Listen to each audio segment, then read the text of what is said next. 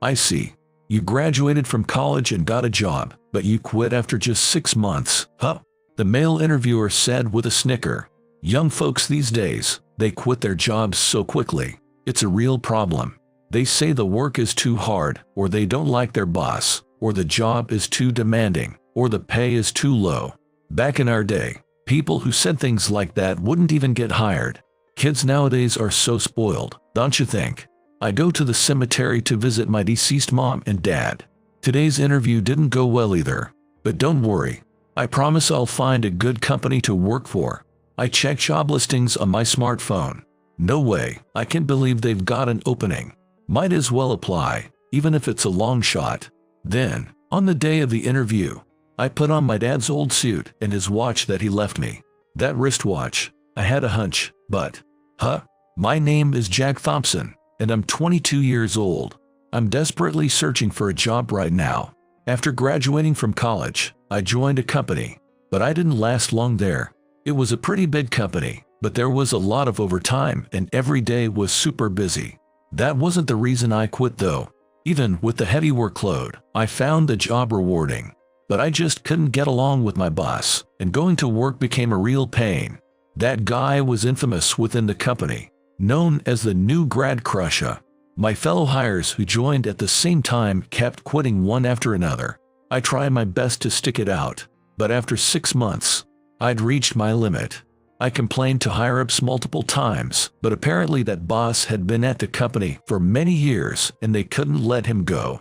Things never improved, right up until the end. And so, I left the company. Now I'm struggling to find a new job. But what company wants to hire someone who quit after just 6 months? Interviewers always ask the same thing. Why did you leave the company after only half a year? It's not like I can tell them I was harassed by my boss. Bad-mouthing your previous employer in a job interview is taboo. So I'd fudge the reason, saying stuff like there were differences with the company or I wanted to improve my skills. But of course the interviewers aren't convinced by answers like that. Gutless, quit after 6 months. At best, they think I'm lacking in grit for quitting so soon. I've interviewed at 4 companies but haven't gotten a job offer from any of them. This is bad. I don't have any parents to rely on. My mom passed away from illness when I was little, and last year my dad died from disease too. So I have nowhere to go back to. The house I grew up in was a cheap apartment. I'm sure someone else lives there now. I've got no place to call home, no one to turn to for help. That's why I gotta find a new job ASAP.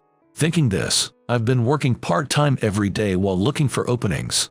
Then, a certain listing caught my eye. It was for a major corporation I'd longed to work at for years. They've got a job posting. No way. This company almost never recruited. Back when I was in college, I checked constantly to see if they had any openings. I asked professors and friends too, but unfortunately, they never posted any jobs. And yet, here was a listing from that very company, right in front of me. Number of applicants, 3. Should I try applying? Nah, it's probably hopeless. A huge company like this, no way they're gonna hire a guy who quit after 6 months. I laugh self-deprecatingly, then try to put the job listing out of my mind as I fall asleep. But I can't stop thinking about that posting for the major corporation. I know there's no way I'll get it, but it's a company I've truly admired for so long. Might as well apply, even if it's futile. Thoughts like that fill my head. No, focus on the task at hand. I've got an interview with Exec's company today. Gotta do my best to get an offer. I arrive at a different company for an interview. Dressed in the suit I wore during my job hunt, I enter the building with a nervous look. Following the receptionist's directions, I step into the conference room. Let's begin the interview right away. Please start by stating your name and final educational background. Yes. My name is Jack Thompson. I graduated from Essex University. I state my name, education, and self-introduction as usual. I see. You graduated from college and got a job at Essex Corporation, but you quit after just 6 months, huh? The male interviewer says this with a snicker, but I'm used to this reaction by now. I think it's only natural. I give a brief explanation of why I left, then emphasize my strengths. Therefore, I believe I can excel in sales by leveraging my strong suits. I'm also good at math, so. Okay, that's enough. Huh? Young folks these days, they quit their jobs so quickly. It's a real problem. We want people to work for many years, but kids nowadays just up and leave. They say the work is too hard, or they don't like their boss, or the job is too demanding, or the pay is too low. Back in our day, people who said things like that wouldn't even get hired. Unpaid overtime was the norm. Kids nowadays are so spoiled, don't you think? And yet, the new grads keep quitting left and right. The interviewer starts going on about how tough he had it. You run into people like this sometimes in interviews. Back then, things were really difficult. Young people have it so easy today, while indirectly implying, you're just gonna quit right away too, aren't you? It seemed to be said. It's true that quitting my last job was my responsibility, but I wish they'd look at my other qualifications too. No matter how much I talk up my strengths and positive qualities, as soon as interviewers hear that I quit after 6 months, they all sigh. It's unavoidable, but it's soul-crushing. And why don't you put a little more effort into your appearance? Is there something wrong with how I look? No, not wrong per se. Is this what passes for professional attire nowadays? You've got a fresh-faced look, but there's no sense of reserve, you know. I see.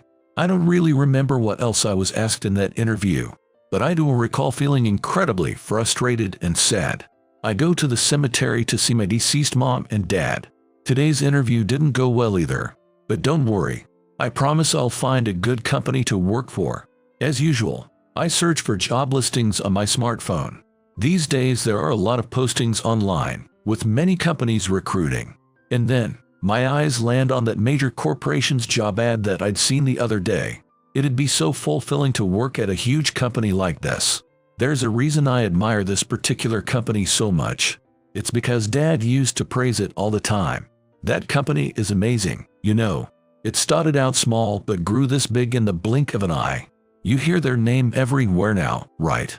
I used to work there. It was such a great environment, and the employees seemed so happy. Dad, you've told me this story like 100 times already. If it was such a good company, why'd you quit? It's a big firm. I bet the pay was great. Well, I suppose. I found something even more important than the company, I guess. What are you talking about? That makes no sense. But yeah, I'm sure a huge company like that has great benefits. Seems like it'd be a fun place to work. Oh, is that so? Then you ought to apply and interview with them. I'd be so proud to see you working at a company that big. Don't be ridiculous. They'd reject my application right off the bat. I mean, sure, it'd be great to work there, but you should work wherever you want to work. If anything comes up, you tell me, you hear. I've always got your back. Stop saying embarrassing stuff like that. It ain't embarrassing. If you're gonna say that, then take this, my hug attack. Oh, quit it. I said that's gross. Ha ha ha. I think back on how much fun those times were. After it was just Dad and me, we went through some tough times, but I never felt lonely. Dad was always joking around like that, with a constant smile. Our house was full of laughter. But Dad isn't here anymore. I've got to do this on my own now. I think of my parents, and it feels like Mom and Dad are smiling at me gently. Maybe I'll go buy some ice cream at the convenience store. I walk to the nearby store, get some ice cream, and head home. Suddenly, I look up at the sky and see a shooting star streak across it. Whoa, a falling star. Feels like something good might happen. I quietly turn my gaze to my smartphone, and before I know it, I've applied to that dream job at the major corporation. I get an email saying they'll send the results of the document screening within 3 business days. Welp, nothing to lose. 3 days later, the screening results arrive. I open the email with a pounding heart. It says they'd like me to come in for an interview, and asks about my availability for the listed dates and times. The letter was written in such a way that it said, "What? No way, seriously. They want me to interview." I hurriedly reply to the email, and the interview date gets set. The night before, I'm ironing my dress shirt. Come to think of it, I got criticized for my suit at the last interview. When they asked if I had a different one, I remember thinking, easy for you to say, but it's not like I've got a bunch of suits. I opened the closet and slowly looked through the clothes, one by one. Suits are super expensive. I don't have the luxury of owning many of them. Just then, one suit catches my eye. It's the one Dad used to wear. Why don't you wear this suit? You and I have pretty similar builds, so it ought to fit you. But this suit is pretty old, isn't it? Don't people usually buy a new suit for job hunting? Nothing wrong with that. It'll be like I am wrapping you up and protecting you. Ha ha ha. Please don't say that. Now I really don't want to wear it. I'm definitely buying a new one just for me. Oh, is that so? It feels like I had that conversation with him just yesterday. My hand naturally reaches out for that suit. You said you'd wrap me up and protect me, right, Dad? Oh yeah, I still have your wristwatch too. It's a bit old-fashioned, but I might as well wear it since it's a special occasion. I take out the watch I've been keeping safe. This suit and watch are mementos Dad left me. I never thought the day would come when I'd wear the suit to an interview. I hang up the suit, place the wristwatch on the desk, and go to sleep. And then, the next day, I put my arms through my dad's suit, wear his watch, and leave the house. My heart is pounding non-stop, but I run through the interview simulation in my head over and over. I practice countless times so I'd be ready to answer any question. When I arrive at the interview venue, there are about 10 other people besides me. They all look more capable than me, which makes me feel a bit intimidated. Most of them seem older than me, with an air of composure. I don't think I can compete. I bet they've built up all sorts of experience before coming here. Just then, one of the men speaks to me. Hey, how old are you? Me. I'm 22 years old now. I'm 25. You graduated high school and started working right away, something like that. No, I graduated college, got a job, but quit right away. The guy who started talking to me was another interviewee waiting with me. He's got a really friendly smile as he chats with me. I see. So you quit real quick, huh? That's right. Sorry, my bad. I'm not trying to blame you or anything. Something unpleasant must have happened, right? Actually, my boss was a real piece of work. Everyone who joined a company with me ended up quitting too, not just me. I know it's my fault for leaving after 6 months, but that bit on my resume is making it hard to land the next job. Yeah, makes sense. You can't exactly say you quit cause your old boss sucked. It's tough to know how to answer that kind of thing. I feel ya, man. I'm glad to hear you say that. I don't really have anyone I can talk to about this stuff. Oh yeah? Well, just think of me as your big bro and tell me anything. He says jokingly with a goofy look on his face. The tension eases, and before I know it, I'm smiling naturally. The name's Dwayne, by the way. Today we're rivals, but nice to meet ya. What's your name? I'm Jack Thompson. Good to know ya, Jack. It's kinda weird though, huh? Cause from here on out, we're gonna be competing for the same spot. But I'm not really into that whole cutthroat vibe, you know. I tried talking to the other folks too, but they didn't really give me the time of day. Is that so? I was really relieved when you started chatting with me. It's way less nerve-wracking to talk to someone before the interview than going in all tense. Oh, awesome, you get it. You're a good dude. Let's grab a bite after the interviews are done. No hard feelings either way. Sounds good. Dwayne seems really personable and good at getting along with people. Even just from talking a bit, I can tell he's a kind person. He's got the right personality for sales. The people around us are whispering as they watch us. There's no point in getting chumma. I can hear them saying stuff like that. Well, I'm gonna go practice for the interview a bit. Let's both give it our best shot. Yes, let's do our best, Dwayne. And before I knew it, it was time for the interviews. I'm Hanks, and I'll be conducting your interviews today. Pleased to meet you. The interviews will take place in the next room over. There will be other interviewers besides myself, but assume that I'll be the main one asking questions. We'll call you in pairs, so when your name is called, please move to that room promptly. After those instructions, the first pair of names are called. I wait anxiously for my turn, heart pounding, wondering when my name will be called. There are about 10 people and 3 slots available.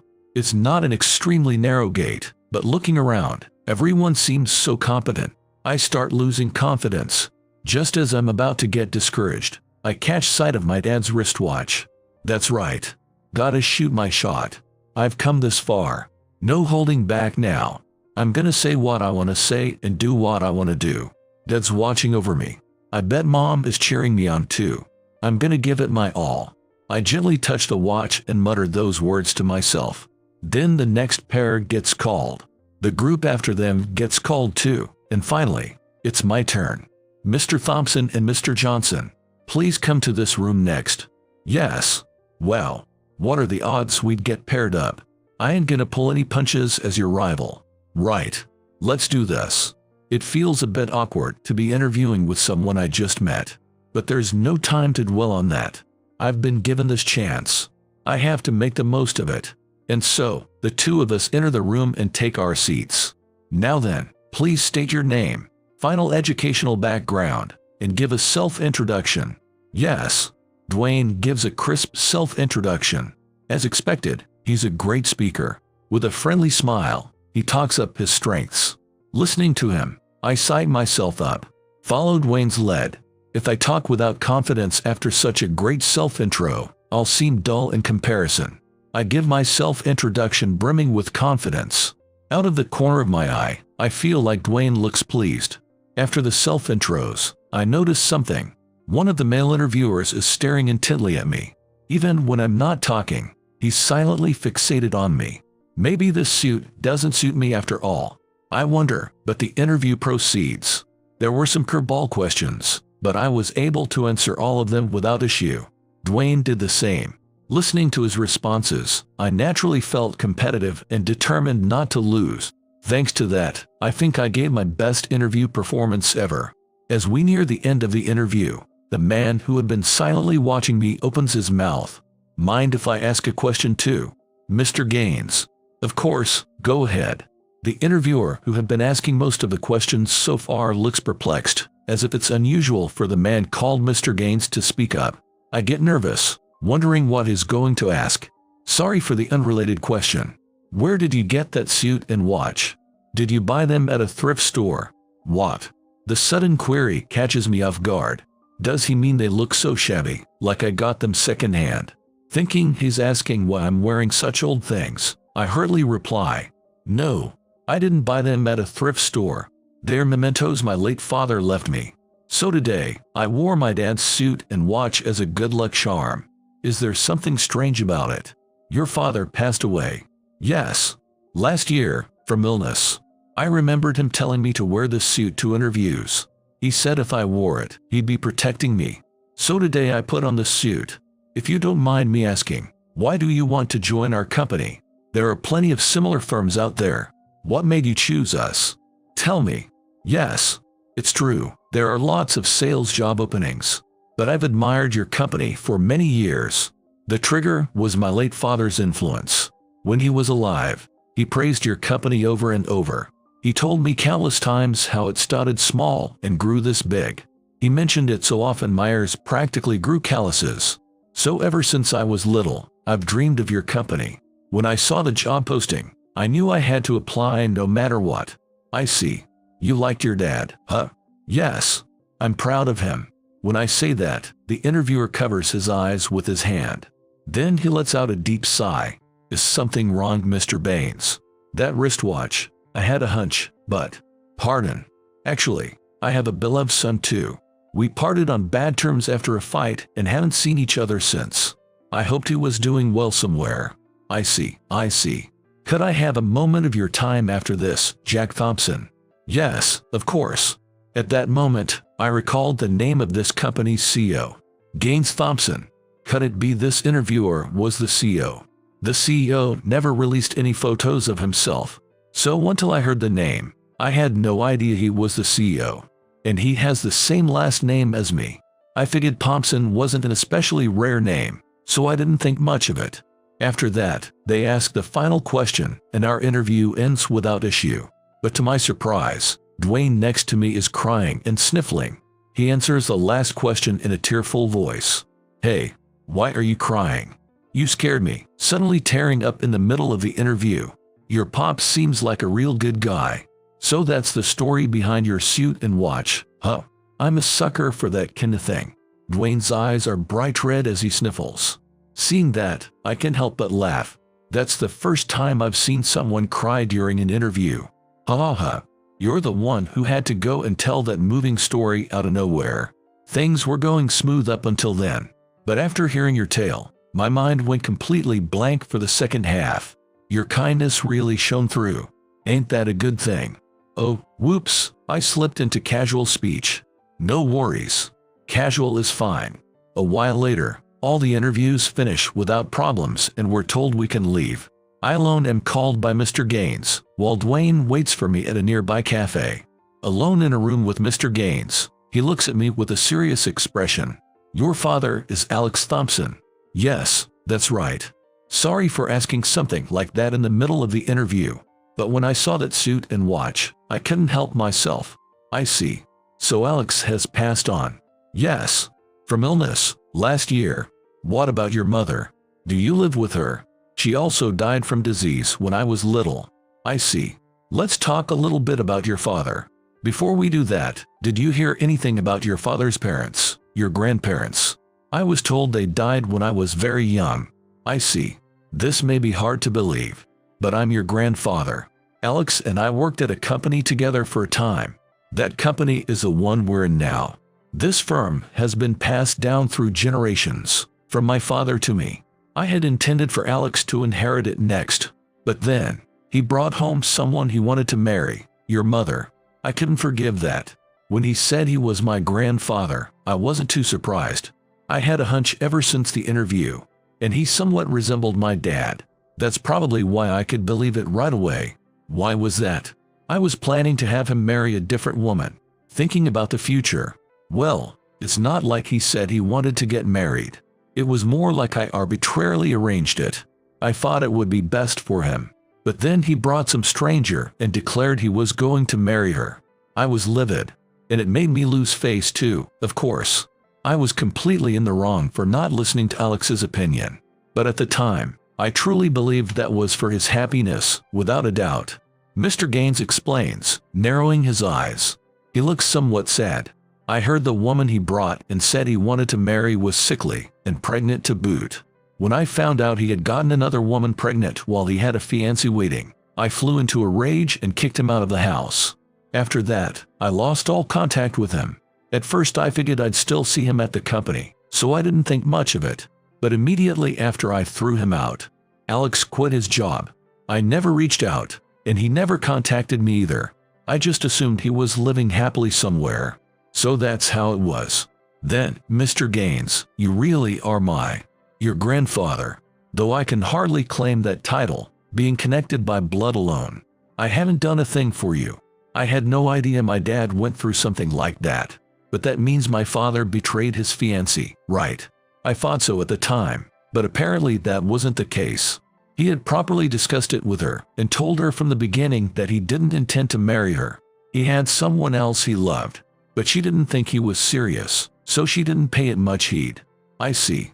Told this shocking truth, my head can't keep up. My grandfather was alive. My dad was in line to be the CEO of this company. He eloped with my mom.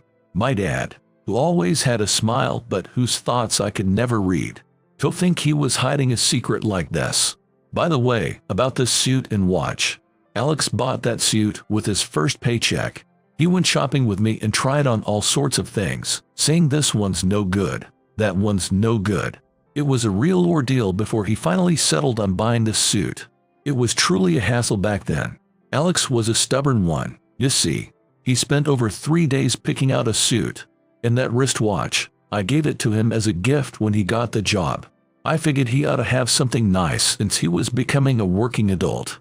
So I had his name engraved on that watch and presented it to him. There's no mistaking it. Those were the suit and watch he cherished. Mr. Gaines tells me everything, eyes glistening with tears. I bet he regrets kicking Dad out of the house after that fight back then. Dad had an unexpectedly stubborn side too, huh? If one of them had just reached out, they could have patched things up so easily. If you don't mind, would you like to come visit their graves sometime? I think it'd make my dad and mom happy. You sure? Even though I was such a lousy grandpa and father, I wonder what Alex thought of me. I don't know what he thought of you, to be honest. But whenever he talked about this company, he seemed really happy. He was always bragging about this place with pride. He even said once he got a job here, he was gonna boast to everyone around him. I think the company and you were both precious to him. I see, I see. Mr. Gaines covers his eyes, shoulders trembling slightly. Thank you for sharing such a wonderful story with me today. Please let me pay my respects to your father and mother another time. Yes, of course. I leave the room and head to the cafe where Wayne is waiting. So much happened today. The interview at my dream company. And then, my dad's hidden past. My grandfather, who was alive all along. You sure took your sweet time. What you been talking about? Well, you see, when I told Wayne about what just happened, he bawls even harder than during the interview. Seeing his face, I can't help but burst out laughing, and before I know it, a single tear rolls down my cheek too. Then, a few days later, I get a call saying they'd love to have me work at their company. I'm thrilled to bits about getting a job at the major corporation I've always admired, but it doesn't quite feel real. A few more days pass, and my grandfather comes to visit my parents' graves. The two of us stand there silently for a while. Did they seem happy? Your father and mother? Yes. Dad was always joking around, but I think ours was a home full of smiles. I see. Oh, and there's this. I hand him a letter. I was going through my dad's belongings after the interview. I never noticed before, but there were letters. One addressed to me, and I think the other one's for you, Mr. Gaines. I didn't look at what's inside though. When I sorted through the mementos, there were 2 letters. One said to Jack on it. The other said to Pop. Mr. Gaines opens his eyes wide and takes the letter reverently, then asks, "Mind if I read it now?" Go ahead. The two of us start reading our letters. Truth is, I didn't have the courage to read mine alone.